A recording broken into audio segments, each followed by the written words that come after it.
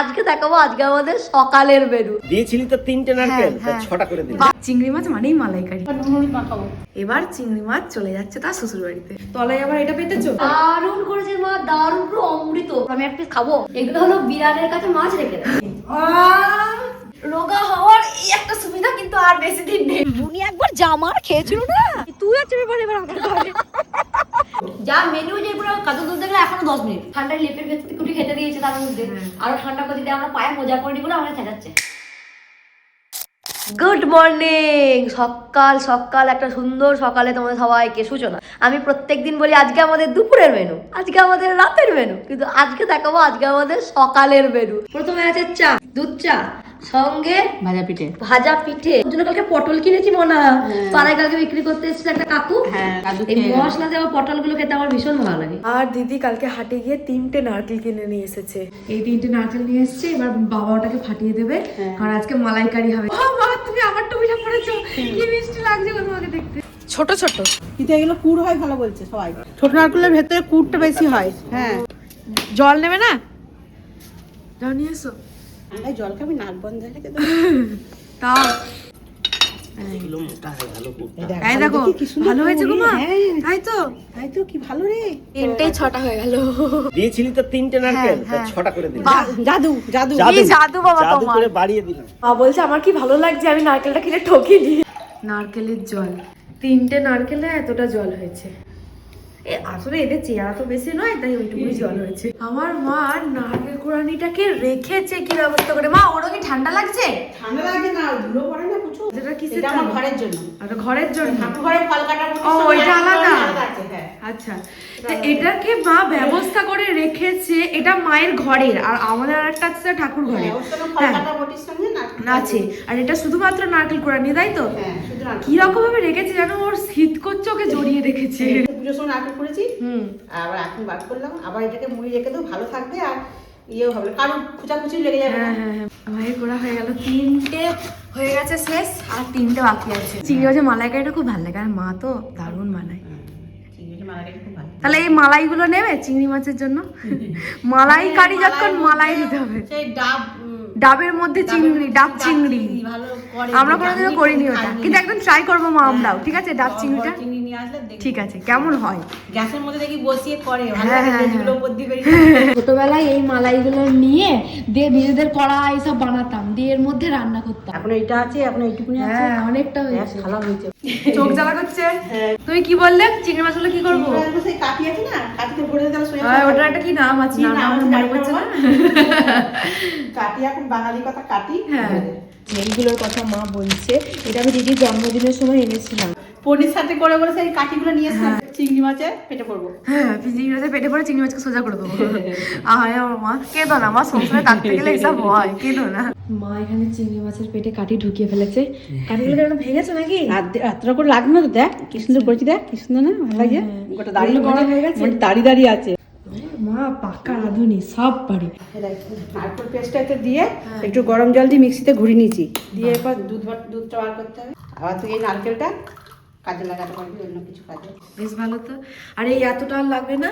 না, ওটা তো আমি বেশি করে কিনে। তাহলে তো অনেক হবে গো মা। আচ্ছা, তুমি শুধু মালাইকারির জন্য কেন নি, আরো নারকেল কিনেছিল অন্য কিছুর জন্য? হ্যাঁ, ও পিঠে পিঠে পিঠে করবো। করবো। এবার নুন হলুদ মাখাবো। আচ্ছা, হ্যাঁ, আর কি? আর কিছু না, আর কিছু না? লঙ্কাগুলো দিয়ে একটু ভাজা হবে। লঙ্কা গুঁড়ো, এটা কি শুধু ভাজার জন্য? হ্যাঁ হ্যাঁ, আচ্ছা, হালকা করে ভাজবো, বেশি ভাজবো না, চিংড়ি মাছ বেশি ভাজলে শক্ত হয়ে যায়। ওরা এখন বিয়ের পিড়িতে বসে গেছে। ওদের গায়ে হলুদ মাখিয়ে বিয়ে পিড়িতে বসিয়ে দেওয়া হয়েছে। বিয়ে করবো, তারপর দেখ বিয়ের পর কি হয়। কি জ্বালা। দেখ কেমন মজা।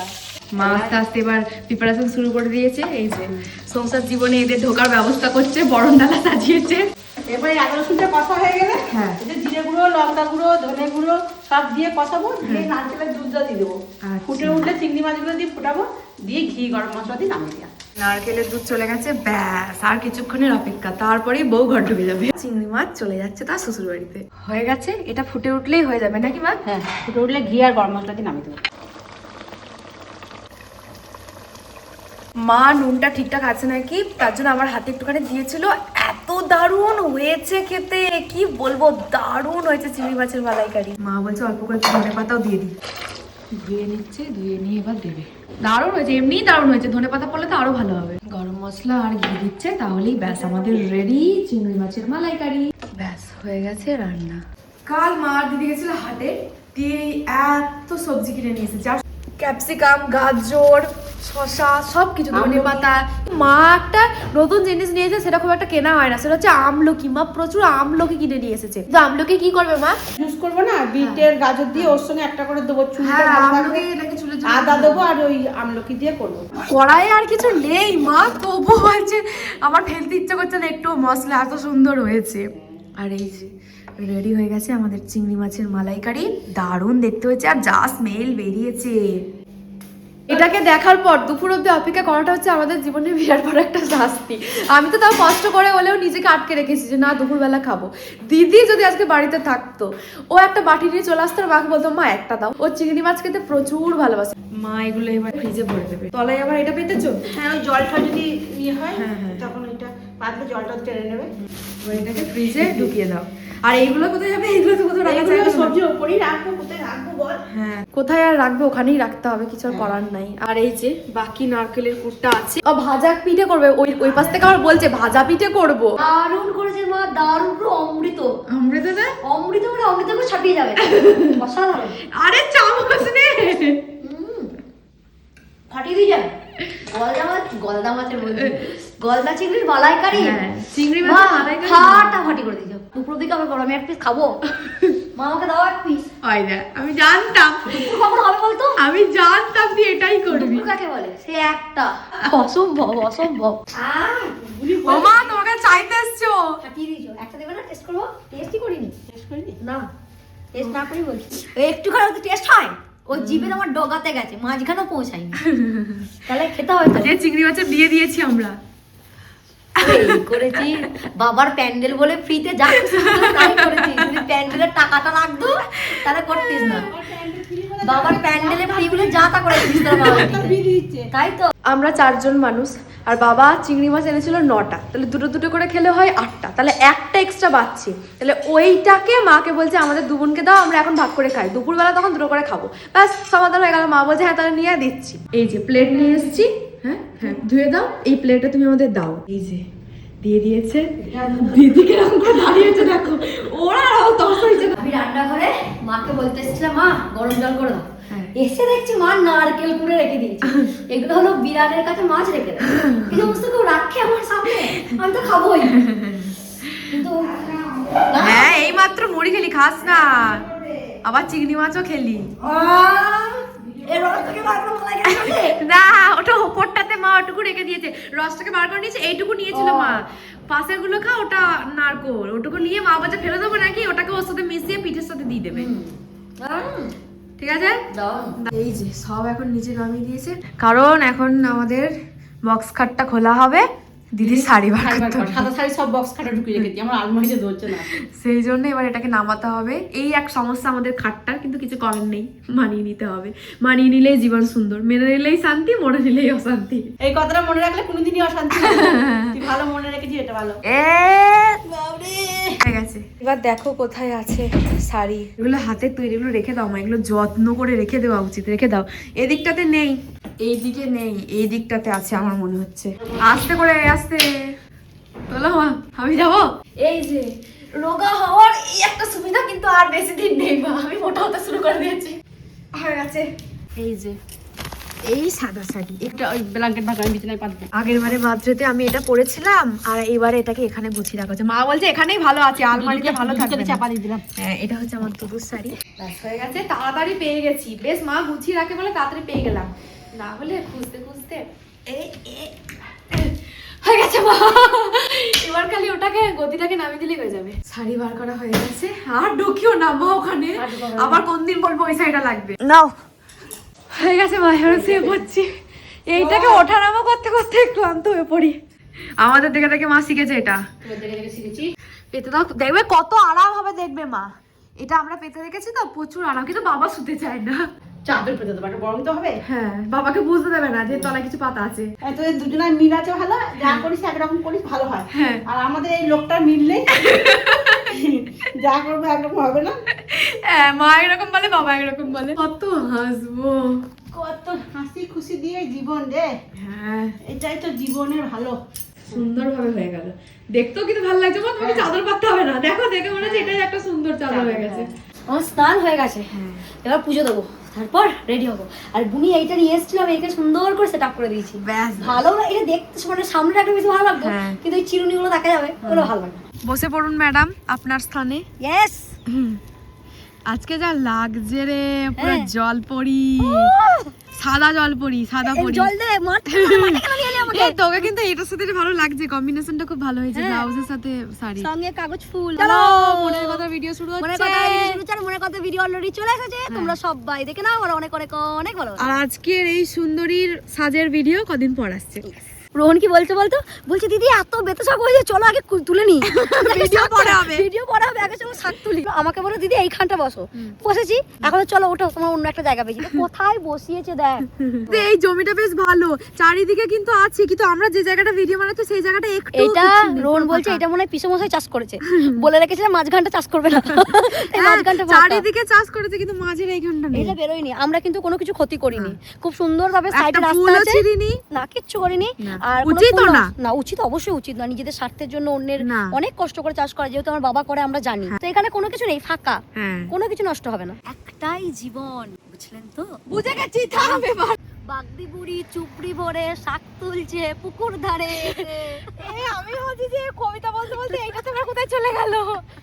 এখানে প্রচুর বেতো শাক হয়েছে, তাহলে দেখে সময় কেন নষ্ট করব বল, তুলি। আর বুনিয়ার বেতশাক দেখে লোভ সামালতে পারিনি, কবিতা যা হচ্ছে ও বেতশাক তুলে নিয়ে যাবে। আরে আমার কাজ কি, তুই ঠিকঠাক বসেছিস কিনা, তোকে অ্যাঙ্গেলটাই ঠিকঠাক ভালো লাগছে কিনা সেটা তো আমি দেখে দিয়েছি, তাহলে আবার ফালতু সময়টা নষ্ট করবো কেন? আমি এগুলো করি।